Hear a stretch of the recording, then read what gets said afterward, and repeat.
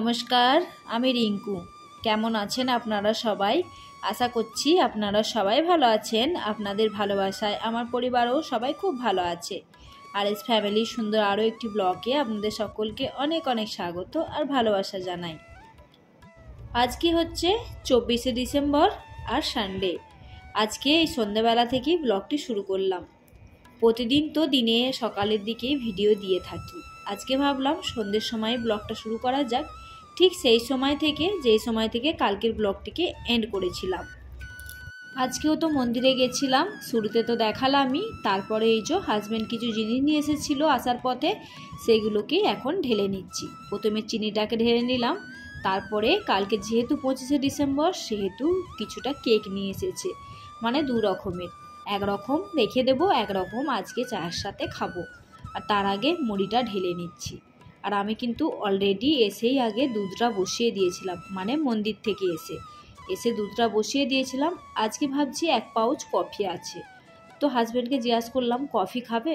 Husband তো coffee খেতে খুব ভালোবাসে, তাই ভাবলাম আজকে একটু কফি বানিয়ে নেওয়া যাক। তো বাস দুধটা গরম হয়েই এসেছে, জিনিসগুলো ঢেলে নিলাম, এবারে কফিটা বানিয়ে নেব। আর এই তো যেমন কথা তেমন কাজ, চলে আসলাম কিচেনে। আর দুধটাও গরম হয়ে গেছে। আজকে কফিটা অন্যরকমভাবেই বানাচ্ছি, আর দুধের পরিমাণটা বেশি আছে, তো ভাবলাম কাপেতে এইরকমভাবেই কফিটা বানিয়ে নিই। সবার প্রথমে 1.5 চামচ করে চিনি দিয়ে দিলাম, তারপরে কাপ ভর্তি করে দুধ নিয়ে নিলাম। আর দুধটা বেশ গাঢ় গাঢ় আছে, আর গাঢ় গাঢ় দুধেরই কিন্তু কফি খেতে ভালো লাগে। আর এই তো 1 পাউচ কফিতে 2 কাপ বেশ ভালোভাবেই হয়ে যায়। আর অর্ধেক অর্ধেক করে দিয়ে চামচে করে একটু ভালো করে নেড়ে নিলাম। বাস কফি আমার গরম গরম রেডি হয়ে গেল।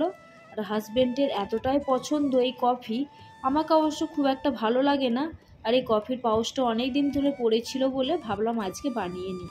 তো যাই হোক, শীতের দিনে চা হোক বা কফি দুটোই কিন্তু মোটামুটি বেশ ভালোই যায়।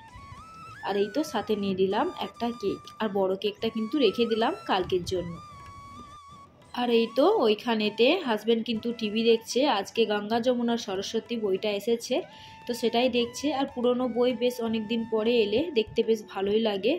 আর ছোট মেয়ে তো কেকের জায়গাটা নিয়ে যাওয়ার সঙ্গে সঙ্গে তুলে নিয়েছে। আর বড় মেয়ে দেখছে ফোন, তার কারণ পরীক্ষা শেষ হয়ে গেছে। আর পরীক্ষা শেষ হয়ে যাওয়ার পরে কিন্তু একটা দিন পুরো রেস্টের জন্য যায়। তার উপরে আজকে তো সানডে মানে বাচ্চাদের আজকে রেস্টের দিন। আর এই সময়টা ওদের তো একটা দিন রেস্ট দিতেই হয়, তার কারণ পুরো সপ্তাহ প্রাইভেট টিউশন স্কুল এইসবের মধ্যেই তো কেটে যায়। একটা দিন ওদেরকে তো ছুটি দেওয়াটা দরকার।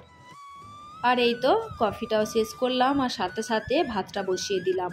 তার কারণ দেরি করলে চলবে না, অলরেডি কিন্তু ঘড়ির কাঁটায় 8:30 বেজে গেছে। এরপরে 2 রকম রান্না করব। 2 রকম বলতে ডিম আলুর ঝোল করব, আর বাঁধাকপি একটু ভাজা করব। হাজব্যান্ড অবশ্য বলছিল একটা সবজি বানিয়ে নাও, কিন্তু কেমন জানি একটা সবজিতে মন খুব একটা ভরে না। যে কোনো একটা সবজি হলে তার সাথে একটা ভাজা হলে বেশ মনটা হয় হ্যাঁ ঠিক আছে। আর বাঙালিরা তো খেয়েই ফকুর, তাই না? বাঙালিরা কিন্তু খেতে ভালোবাসে। আমরা তো এখানে তবু 1 রকম 2 রকম পদ করি, গ্রামেতে কত রকম পদ রান্না হয়, তাই না বলুন? আমরা তো এখানে একটু এই দিক থেকে একটু কিপটামো করেই চলি। তার কারণ একটা সবজি হয় আমাদের যে কোনো, তার সাথে একটা ভাজা থাকে। গ্রামে কিন্তু ডাল চাটনি এটা সেটা করে 5 পদ না হলে ঠিকঠাক মতো হয়ই না। আর এই তো কুকারেতে দিয়ে দিলাম, কুকারে দিয়ে সিটিটা লাগিয়ে নিলে আরও রান্নাটা চটজলদি হয়ে যাবে। তার কারণ হাজব্যান্ডের কিন্তু খিদে পেয়েছে, আর ওইটুখানি কেক আর কফিতে কি আর বা পেট ভরবে, তাই না? আজকে যদিও মন্দির থেকে কড়ি চাবল দিয়েছিল, কিন্তু হলে কি হবে, হাজব্যান্ড ওসব পছন্দ করে না, বাইরের জিনিস। প্রসাদের নামে 1 চামচ খেয়েছিল, তারপরে কিন্তু আর খায়নি।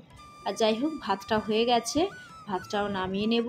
আর এইদিকে আমি সাথে সাথে বাঁধাকপিটাও ভাজা বসিয়ে দিয়েছি। আজকে কিন্তু দুটো চুলা সমানভাবে ইউজ করব। এদিকে বাঁধাকপি ভাজাটা বসিয়ে দিলাম, এবারে ভাতটাকে নামিয়ে নেব। আর সাথে সাথে কিন্তু আমি কড়াইটাও বসিয়ে দেব গরমের জন্য।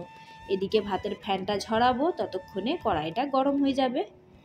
আর সাথে এই যে বাঁধাকপিটাকে একটু নাড়াচাড়া করে দিলাম, আর ভাতের ফ্যানটাকেও ঝরিয়ে নিলাম। তারপরে এইখানে ওই যে সিদ্ধ করতে দিয়েছিলাম ডিম আলুটা, তো ভালোই সিদ্ধ হয়ে গেছে একটা সিটিতেই। এখানে একটু তেলের ওপরে ভেজে নিচ্ছি। এই ডিম আলুর ঝোলের আলুটাকে একটু যদি ভেজে নেওয়া যায় আর ডিমটাকে যদি একটু ভেজে নেওয়া যায়, দেখতে যেমন সুন্দর লাগে খেতেও কিন্তু ততটাই সুস্বাদু হয়। আর মশলাটা যেমন মশলা কষানো হয় সেরকমভাবে মশলা কষাতে দিয়ে দিলাম। আর আমি কিন্তু একটুও বসে নেই, যে কোনো একটা কাজ করতে করতে আর একটা কাজ কিন্তু সেরে ফেলছি। যেমন আমার কিচেনটা পুরোপুরিভাবে ক্লিনিং করে নিলাম, অত কিছু তো কাটাকুটি করেছি, অনেকটা নোংরা হয়েছিল। আর তারপরে আমি সবজিটাও নামিয়ে নিলাম, এদিকে এই সবজিটাও বসিয়ে দিলাম, ওদিকে আমার ভাতটাও বেনে গেছে। তো একসাথে কতগুলো কাজ করছি। একটা কথা আছে না, যখন যেমন তখন তেমন। অনেক সময় কি হয় পুরো কাজ কমপ্লিট করে একের পর এক কাজ করি, আবার অনেক সময় কি হয় সময় বাঁচানোর জন্য যেই কাজটা যখন সেই কাজটা তখন করে নিতে হয়। যেমন আজকে আমি একদিকে রান্না করছি, একদিকে কিন্তু সব ক্লিনিংও করে নিচ্ছি। আর এই যে কিচেনটাকে ক্লিনিংয়ের সাথে সাথে বাসনগুলোকেও একটু ঘষে মেজে নিলাম। আবার এইদিকে চলে আসলাম সবজিটা দেখতে। এই তো সবজিটা 95% হয়ে গেছে। এখন আমি গরম মশলা দিয়ে আবারও কিছুক্ষণ ফুটতে দেব।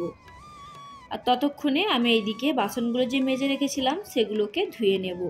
আর 5 মিনিট মতো লাগলেই সবজিটাও কিন্তু হয়ে যাবে। এরপরে খাওয়া দাওয়াটাও করে নেব। আর সাথে সাথে কিন্তু আমি কিচেনটাও ক্লিনিং করে নিয়েছি। আর এখন ঘড়িতে কিন্তু সময় প্রায় 10:30টার উপরে হয়ে গেছে।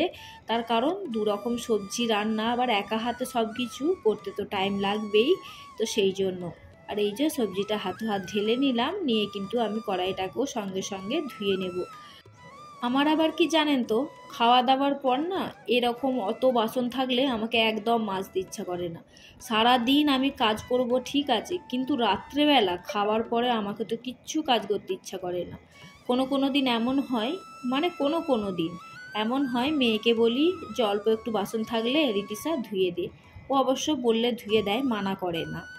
তো আবার কোনো দিন দেখি ওই বা কত করবে, তো সেই দিনে আমি আবার নিজেই ধুয়ে নিই।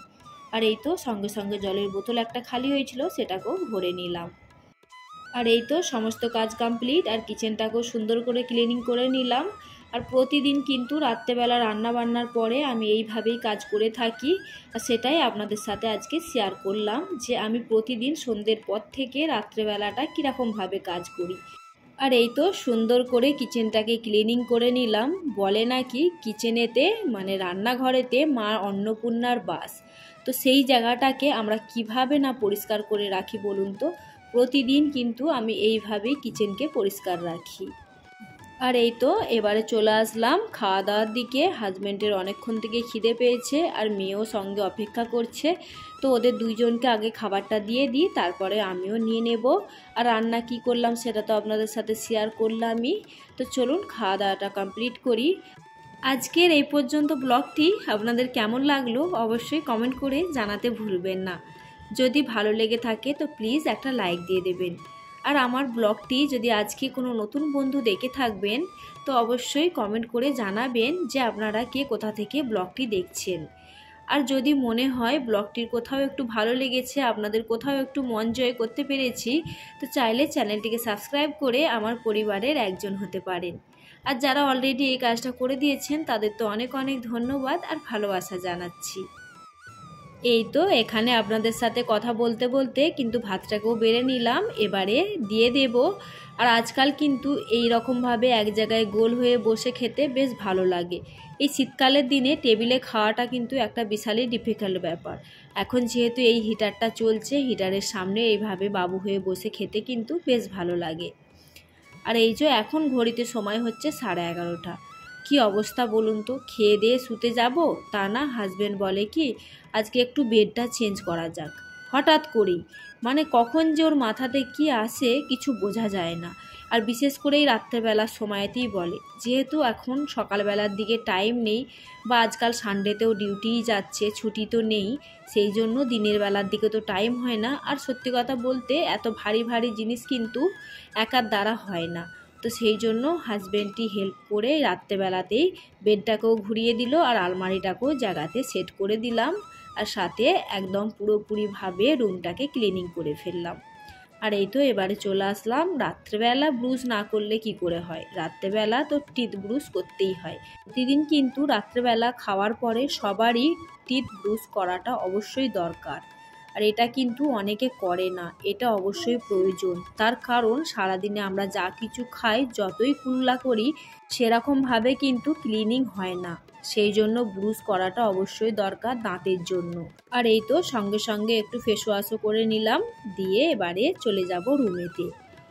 শীতের দিনে কিন্তু নিজের জন্য একটুখানি টাইম তো বের করতেই হয়, তার কারণ শীতের দিনে ত্বক কিন্তু খুবই রুগ্ন হয়ে যায়, শুষ্ক হয়ে যায়। সেইটা মেনটেন করাটা অবশ্যই দরকার। সারা দিনে কাজকর্ম করলেও রাত্রেবেলা একটুখানি টাইম নিজের জন্য তো বের করাটা সবারই দরকার। রাত্রেবেলার সময় এরকম নাইট ক্রিম বা বডি লোশনটা এই শীতের দিনে খুবই প্রয়োজন। তার কারণ দিনের বেলা আমরা স্নানের পরে তো লাগাই, কিন্তু কি হয় বলুন তো, দিনের বেলা যেহেতু বাড়িতে কাজের চাপ বেশি থাকে, তো আমরা কিন্তু বারবার জলেতে হাত ধুই বা বাথরুম গেলে পা ধুই। তো সেই রকমভাবে দিনের বেলা ক্রিম লাগানোটা কিন্তু আমাদের শরীরের মধ্যে উপকার পায় না। আর এইটাই রাত্রেবেলা আমরা যখন লাগিয়ে শুই, রাত্রেবেলা তো এরপর আর কিছু কাজ করব না, যে বিছানায় শুয়ে পড়ব। তো সেই জন্য কিন্তু এই যে ক্রিমগুলো, এইগুলো কিন্তু আমাদের স্কিন খুব ভালোভাবে অ্যাবজর্ব করতে পারে। তো সেই জন্য রাত্রেবেলা লাগালে আমরা ফলাফলটা কিন্তু খুব ভালোভাবে পাই। আমার কথা তো আপনারা প্রতিদিনই শোনেন, আজকে আমার শ্বেতামা কেমন করে ছড়া বলে শোনাচ্ছে, আপনারা শুনুন।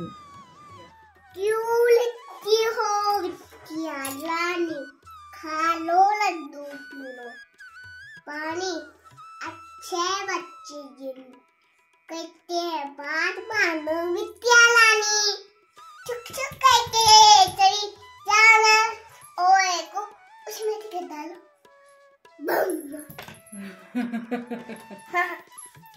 बारू बैठा ले ने अच्छा बोला अच्छा था ना मैं आओ शेष पाता वीडियो में खड़ा होकर मछली की नानी है जीवन उसका पानी है हाथ लगाओ तो जाएगी मार निकालो मर जाएगी।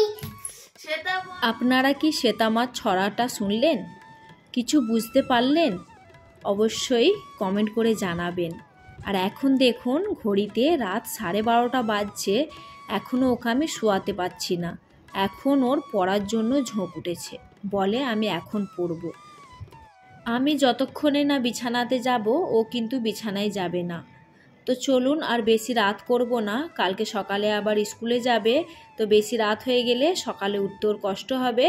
আজকের মতো ব্লগটিকে এখানে এন্ড করে দিচ্ছি, আবারও দেখা হবে পরের একটি ব্লগে।